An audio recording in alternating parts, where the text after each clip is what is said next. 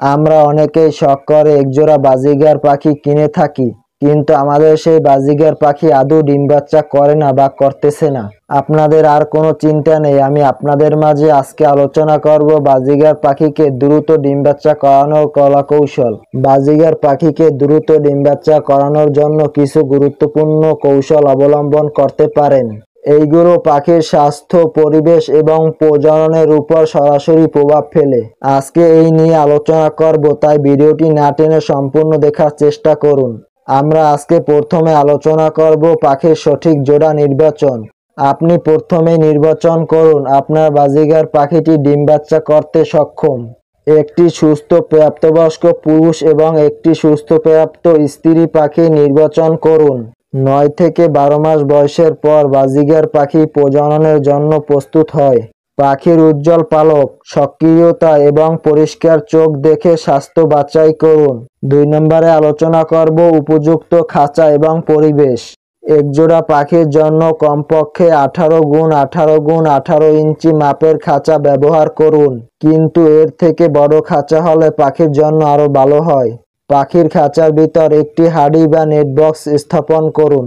বেশিরভাগই কাঠের হাঁড়ি বা মাটির হাঁড়ি ব্যবহার করা হয়। মাটির হাঁড়ির মুখ এমনভাবে বানাতে হবে যাতে পাখি ভিতরে ঢুকতে এবং বের হতে পারে ও পাখিটি মাটির হাঁড়ির ভিতর ডিম পাড়ার জন্য পর্যাপ্ত জায়গা পায়। পাখির খাঁচাটি এমন একটি স্থানে রাখুন যেখানে কোনো রকম শব্দ বা মানুষের আনাগোনা কম। পাখির নিরিবিলি পরিবেশ পাখিদের প্রজননের জন্য অত্যন্ত জরুরি। পাখিদের পর্যাপ্ত প্রাকৃতিক আলো পাওয়া উচিত, তবে সরাসরি সূর্যের আলো এড়িয়ে চলুন। প্রতিদিন 12 থেকে 14 ঘন্টা আলো এবং 10 থেকে 12 ঘন্টা অন্ধকার পাখির জন্য নিশ্চিত করুন। 3 নম্বরে আলোচনা করব পাখির সুষম খাদ্য। পাখির সুষম ও পুষ্টিকর খাবার পাখিদের ডিম পাড়ার জন্য অত্যন্ত গুরুত্বপূর্ণ একটি বিষয়। বাজরা, সূর্যমুখী, কাউন, তিল, ক্যানারি বীজ এবং কুসুম ফুলের বীজ কম পরিমাণে মিশিয়ে দিন। তাজা শাকসবজি, নিয়মিত পালং শাক, পুঁই শাক, কমলি শাক, ধনেপাতা, গাজর, কচি ভুট্টা ইত্যাদি পাখিকে দিতে পারেন। ফলের ভিতর দিতে পারেন আপেল, কমলা, পেয়ারা বীজ ফেলে ছোট ছোট টুকরা করে দিতে পারেন। পাখির প্রোটিন, সেদ্ধ ডিমের সাদা অংশ সপ্তাহে 2 থেকে 3 বার বা 1 ফুট প্রোটিনের ভালো উৎস। এটি ডিম উৎপাদনের জন্য খুবই জরুরি। পাখির ক্যালসিয়াম, ডিমের খোসার গুঁড়ো, ক্যাটেল ফিশ বোন, মিনারেল ব্লক পাখির খাঁচায় রাখুন। পাখির ডিম শক্ত খোসল তৈরির জন্য ক্যালসিয়াম অপরিহার্য। প্রতিদিন বিশুদ্ধ ও তাজা পানি সরবরাহ করুন। 4 নম্বরে আলোচনা করব পাখির ভিটামিন ও মিনারেল সাপ্লিমেন্ট। পাখি যদি প্রাকৃতিক উৎস থেকে পর্যাপ্ত ভিটামিন ও মিনারেল না পায়, তাহলে অভিজ্ঞ পাখি চিকিৎসকের পরামর্শ নিয়ে কিছু ভিটামিন ও মিনারেল সাপ্লিমেন্ট ব্যবহার করতে পারেন। বিশেষ করে ভিটামিন ই পাখির প্রজনন ক্ষমতা বৃদ্ধি করতে সাহায্য করে। এইগুলো পানির সাথে মিশিয়ে বা খাবারের সাথে মিশিয়ে দিতে পারেন। 5 নম্বরে আলোচনা করব পাখির গোসল ও পরিচ্ছন্নতা।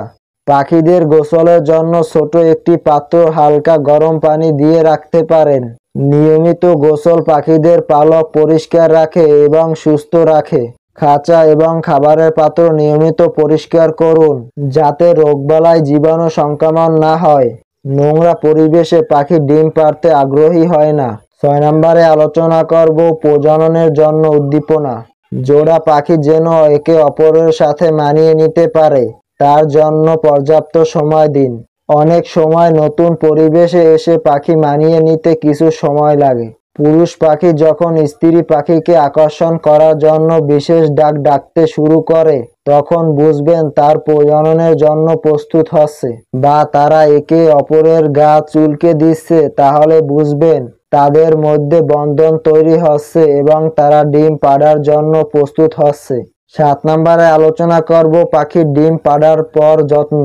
পাখি ডিম পাড়ার পর পাখিদের পর্যাপ্ত খাবার এবং নিরিবিলি পরিবেশ নিশ্চিত করুন। মা পাখিকে কখনোই বিরক্ত করার চেষ্টা করবেন না। ডিম ফুটে বাচ্চা বের হতে 18 থেকে 21 দিন সময় লাগে। বাচ্চা ফোটার পর নরম ও পুষ্টিকর খাবার সরবরাহ করুন, যাতে পাখি তার বাচ্চাকে তাড়াতাড়ি খাওয়াতে পারে।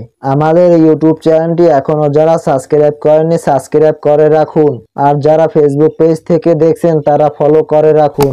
আপনারা যদি এই কৌশলগুলো সঠিকভাবে অনুসরণ করেন তাহলে আপনার বাজিগার পাখি দ্রুত ডিম পাড়বে এবং সুস্থ বাচ্চা ফুটাতে সাহায্য করবে। তবে মনে রাখতে হবে, সব পাখির প্রজনন সময় এক সময় হয় না। কিছু পাখি দ্রুত ডিম পাড়ে, আবার কিছু পাখি সময় লাগে। ধৈর্য ধরুন এবং পাখিদের যত্ন নিন। আজকে এখানেই বিদায় নিচ্ছি।